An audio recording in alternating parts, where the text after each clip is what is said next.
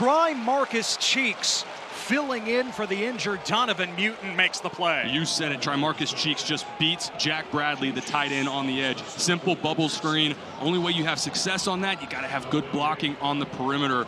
And Marcus Cheeks beats 87 Jack Bradley for Rice. Big stop there, setting up another 3rd and long. That was a great response by this Houston defense. 2 option. Had defensive end responsible for the quarterback. And then Manny Nunnery, the linebacker, outside for the running back. Collapse down on this. Take a look at 14 off the edge. That's why TJ McMahon can't pitch that ball. There's already a defender in place for the running back. Schemed up well by defensive coordinator Brian Smith. This is a delayed blitz with Josh Piercy. He's pressed up early, looks like he's going to blitz, takes a couple steps back at the snap, then comes with the pressure late, ends up getting home for the sack.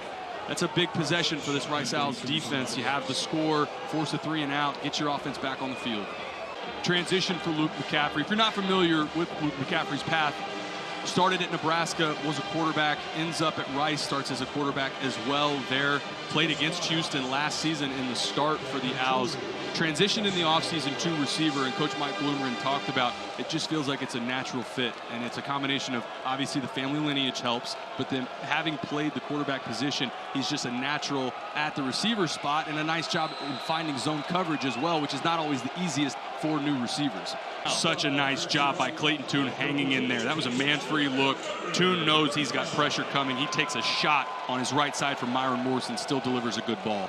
You talk about receivers finding soft spots in zone. That's what it looks like, and that's coming from a player that, in Luke McCaffrey, that was not a receiver before this season. Houston playing a little bit of a shell defense. Luke McCaffrey working to a spot, finds the void in the defense. TJ McMahon gives him a nice catchable ball. Rice done a nice job on a lot of 3rd downs, extending drives, especially on 3rd and long scenarios. DeAnthony Jones with the hit on McMahon. You see that ball get dislodged, and then it gets pushed forward. I think the call on the field was correct. Rice is challenging this call, but if you noticed, as soon as TJ McMahon's forearm gets hit, that ball jars loose. Take another look at it. I think the other angle we may be able to tell a little bit better. But I think that ball slips out of his hand, and then his hand just carries forward and pushes the ball, but he doesn't maintain control of it there. Right. I think that's a good call on the field by this crew. I think this call stands. Take another look. Inexcusable, right? These are things that have been killing Houston for most of the game.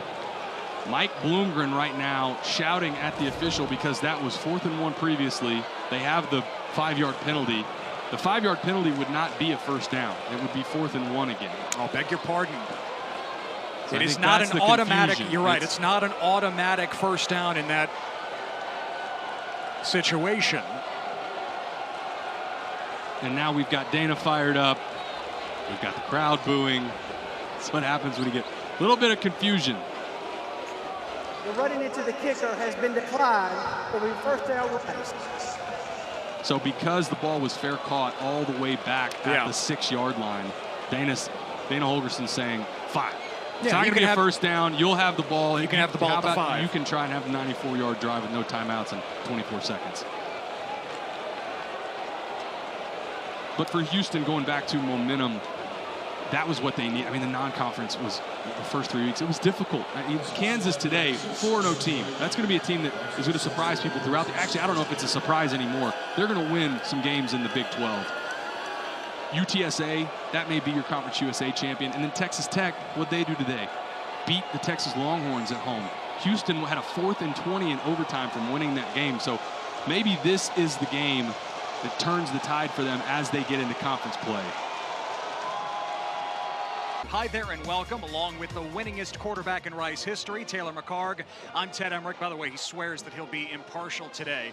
You have played in this game on multiple occasions. You know what this means to both schools. It means a lot to both schools. They're just 4.5 miles apart, and as a player, it means a lot to both of these teams. I would expect we see a good matchup here tonight. There's bad blood between both schools. They don't like one another very much. Let's start with Houston. Bottom line, they've been a disappointment. This is the preseason favorite in the American, and they could very easily easily be 0-3. Granted, a tough schedule, but there are a lot of issues on defense. There are, and they started last week with the inability to slow down quarterback run. Gave up over 10 yards a carry to Jalen Daniels for the quarterback for the Jayhawks. They also lost 3 starters last year to the NFL, and defensive coordinator Doug Belt talked about, we've got to replace that production and then get more consistent on the defensive end.